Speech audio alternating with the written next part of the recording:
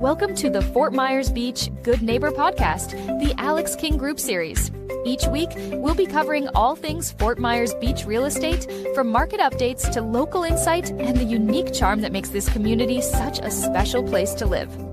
Welcome home, where dreams are created and lifestyles are elevated. Welcome, Fort Myers Beach Good Neighbors, to another episode with Alex King, talking about real estate. Today, we're going to talk about something that comes up time to time here in Fort Myers Beach in the real estate world, and that's short-term rentals. We want to go a little bit deeper than just whether a property can be rented. We want to talk about how homes are actually designed for short-term rental use, what makes a property perform well, and some of the unique nuances that come with buying and owning on the island. Because not every single property is the same, and not every home looks the same on paper as it does in person. So let's start here. When people hear short-term rentals, what are they thinking? What are they picturing? Well, good morning, everybody. Right? Yep. Alex King here. So repeat your question. So when people hear short-term rentals, what are they thinking? What are they picturing? It's such a all-encompassing phrase, right? If we were just like a 1 mile stretch of island, and it could with just condos, it'd be that. Yeah. But not only do we have condos on the Gulf front, we have houses on the Gulf front. We got canal houses, we got duplexes, triplexes, we got 6-bedroom homes. It is such a wide net. But as we dig down deeper in this conversation, we can dissect it a little bit. Yeah, I mean, but when they're thinking rental initially, are they thinking investment? Are they thinking, oh, we're going to make money? It just because it's on the island, it works as a rental kind of scenario, right? Well, yeah, and that's a very important factor to think about. What is your real goal? So are you an investor? Okay, well, what does that mean to you? Because a lot of folks, it could mean I bought a property, I put it in a rental program. Let's say my basic operating costs are maybe $25,000 a year, and you broke even. Now, you are an investor because you know why? You're building equity. Yeah, and that was your goal: break even, have a free place to stay. Right? Sounds like a great That is a goal for many folks. As long as it breaks even, we can afford that. So once you get past the vision, the postcard vision of it, and what matters most is actually how the property functions, right? So when you look at a property and think, this could be a short-term rental, what are they seeing? What are they seeing in the potential? Well, when we're looking at the property for short-term rental, there's geographic location. There's the way the house is designed. Depending where it is it on the beach or a canal? For example, if you're on the beachfront, you probably will be thinking about, if it's a new construction, having a rooftop deck. That's a new in vogue thing right now, because you'll be able to be up there. You have great views. And then in the ground level area, you're probably going to have some paddle boards, a lot of beach toys that you just drag out to the beach. Now, that's a little bit different if you're over on a side street that's a dry street, no canal. Bicycles are going to be very important. It all ties together, and I'm guessing that's where design becomes a much bigger part of the conversation. Where that location is depends on what they're going to be offering at that property. So how much does actual design of the home matter when you're talking about short-term rentals, whether they're building from new or, rebuilding something that's existing? That is such a critical question, because another big part of it is going back to the investor part, is what is your goal? Is it 100% investment, no personal use? We're going to design it in a certain way, which you'll go into. Is it mostly personal use, just cover operating costs, or is it a blended use where you might use it a month, a year? That's it. Okay. So if you're just pure investor, heads and beds. we've been getting more and more folks the past 2 years from Destin, Panama City, Outer Banks, Myrtle Beach, and they go, y'all don't have any houses with 8 or 10 or 12 bedrooms. Now, at first I'm looking at them going, are you nuts? But there's a massive demand for it. That's it. Because I went and researched, and as many of the builders on the island are looking into this, we're already having a proliferation of 6-bedroom homes. Well, that's just the beginning. Yeah. You know, 5-bedroom, 6-bedroom, and more is coming up. And because people want to bring their extended family, their whole family, right? Not just. Yeah, and you're starting to see a higher demographic, and they want a grandma will fly anyone and everyone. So we get calls all the time. We need a Gulfront house. We need it for 20 people, where we can rent 2 or 3, or we'd like 3 houses next to each other. So what's happening, we're working with the builders. They're building for that. They're now, and the investors, they're buying 2 or 3 lots together, and they're building 3 5-bedrooms, 2 6-bedrooms. And now they can do the big families, the reunions. And you're going to see that happen more and more here on the island. Talk about functionality about that. Is there a certain layout that's conducive to that? Or can that be, say you've got a 8-bedroom place, can that be divided into 4 bedrooms? Or how does that come into play? Well, it also depends on the size of the lot. Are you building, I mean, at that level, you'll be 2 stories above the garage. Yeah. But some of our lots are 100-foot wide. Most of them are 50 to 60. So therefore, you're going to go 2 stories above garage. Yep. What we've been seeing in houses already built that we get the best reviews on is there's 2 living areas. So upstairs on the 3rd floor, you might have 4 bedrooms, but there's a separate lounge area with a coffee station and TV, as well as the main floor. You got a VIP suite, and you also have the great room. So how does this conversation change depending on the property type, from condo to single family to beachfront, canal front? I mean, well, it's a great question. A lot of it is pricing too. But you got to think about it. We have something for everyone. So let's say someone wants a condo, okay? And they look, Pink Shell attracts a lot of attention. Yeah. All right. Well, it's an amazing place. It's a resort experience. It's close to the Pier District. It's a condotel. Now, what is that? Well, it operates like a hotel, but it's a condo. However, they take about 55% of the gross income, and then you take your HOA and taxes out of it. So your net's much smaller. However, there's nothing to do, and you're like in a big resort. Now, we do have other condotels on the island that are much bigger square footage. We have 3 bedrooms. Wow. Now, most of the condos built way back in the 70s and 80s were 2 bedrooms or smaller footprints. So we have very few 3 bedrooms. So you can look at Gullwing or Point Estero condotel, or you can move just to a regular condo. And we have monthly rental condos and we have weekly rental condos. Now, monthly rental condos can be an investment property too. Maybe you're just going to use it for December. Well, you can definitely make some serious money renting it out January, February, March, April. You can rent it out the whole year. However, you can only rent 1 person per month, and probably won't get too much. Makes sense. We're a unique market in the sense that we offer a big variety of opportunities down here. It's not just condo living. It's not just, multifamilies, or not multifamily, but, multi-bedrooms and things. And I think that's important because some folks don't want to be in a hotel-like atmosphere. Yeah. They want to know their neighbors, and why a monthly rental condo is perfect for them. It'll create income, or break even.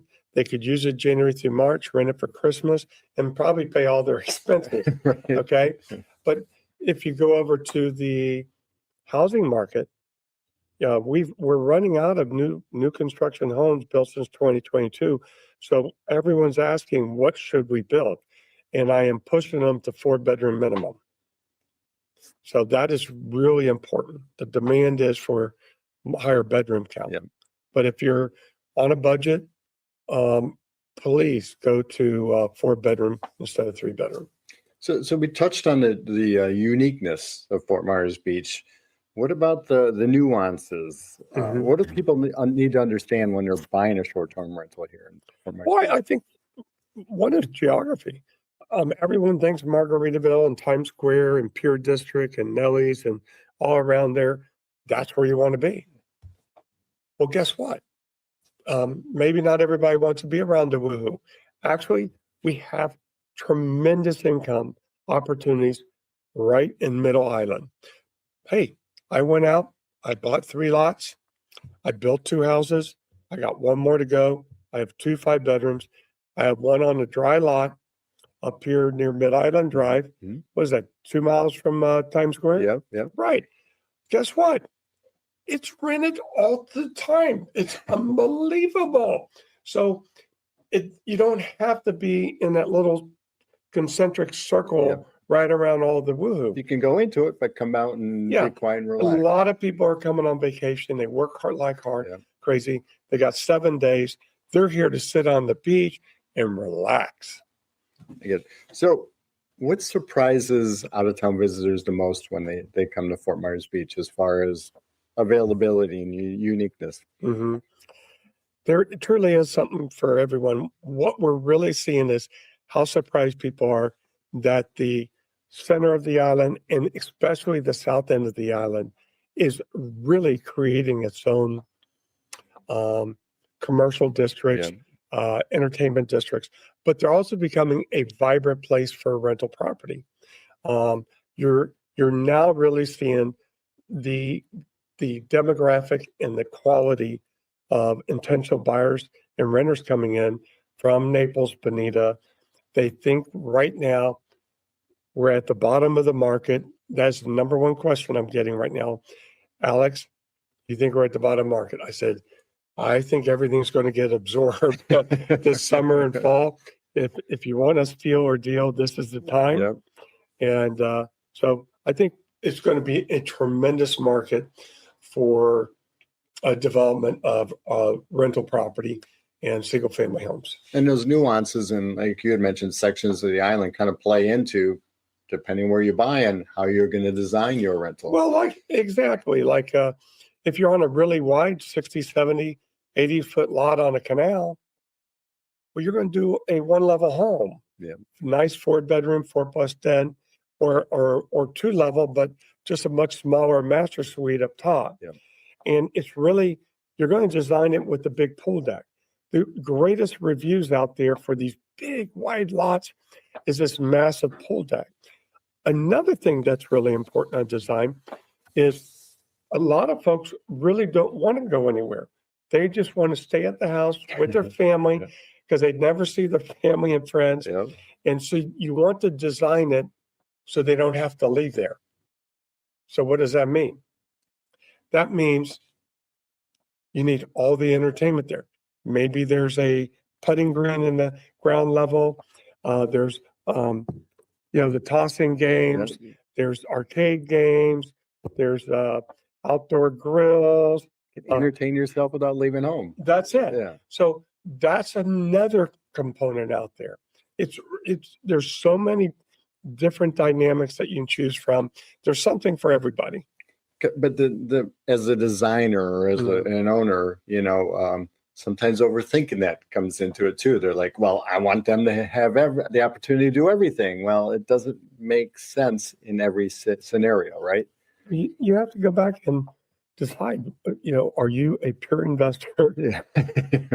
A blended use? Right. Or what? Are you going to use it or are you just want somebody else to use it? If you're a pure investor, you're designing it totally differently than a personal use. Personal use is going to have a bigger closet, right? Investors going to have smaller closets because all you need are flip-flops and bathing suits are only here a week, right? But if you're designing it for yourself or you're on a monthly street and you're going to rent it out for 3 months, then you're probably going to design it for a living arrangement. Right. So, and on the other side of that too, are design choices affected by maintenance? I mean, because maintenance could be a big issue too, depending on what you have on the property, right? That's true too. You have to decide, do you really want to be maintaining a boat dock and boat lift? Yeah. Is that a requirement for renters? Now, unless they're coming for 90 days, they're not bringing their boat. Right. And are you going to have the liability of renting those out? Yeah. So, I mean, that's just one element on a waterfront. And just the maintenance of a older home versus a newer home. Yeah. Pool versus no pool. But I'll go back to that. Yeah. You have to have a pool if you want summer and fall rentals, Yep. period. Houses with pools get rented first. So if you don't know where to go with pool, we got a lot of pool companies. There you go. Will help you get dialed in with. So that brings up an interesting point. Some people want a turnkey where they can just step in and start renting it tomorrow. Other people want to come in and say, well, I want to tweak this a little bit and update it a little bit. Sure. What do you see in that? Most of that, is it kind of a mix? Well, we went through a massive flow of investors and buyers that want to come in and fix it up. And they grab tons of it. There's still some out there, but now we got the big wave of buy and build. And then there's the next group that they're still working. They've already done 4 remodels. They don't want any more. They want to buy it turnkey, move in ready, and go to rent. So we have that for them as well. Are you seeing people stumble along or make certain mistakes that they probably could have avoided during that process? Absolutely. Whether you're buying an older house or a condo or building a house, there's so many,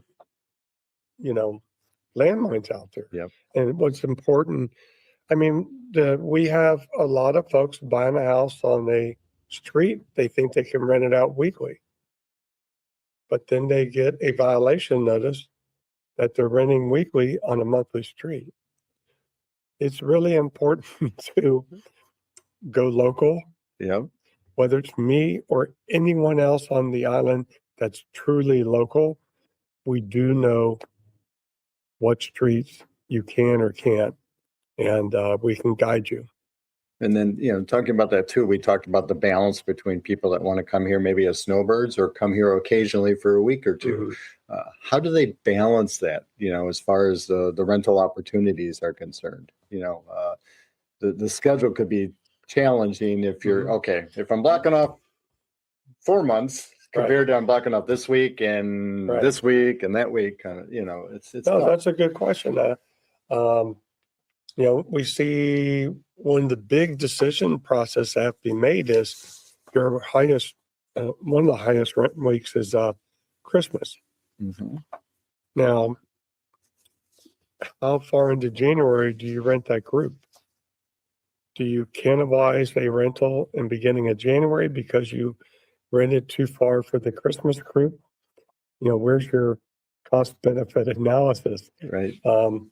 So somebody listening right now is actively shopping. Let's kind of put this into perspective for them. Someone shopping in Fort Myers Beach specifically for a short-term rental in mind, what should they really be paying attention to first?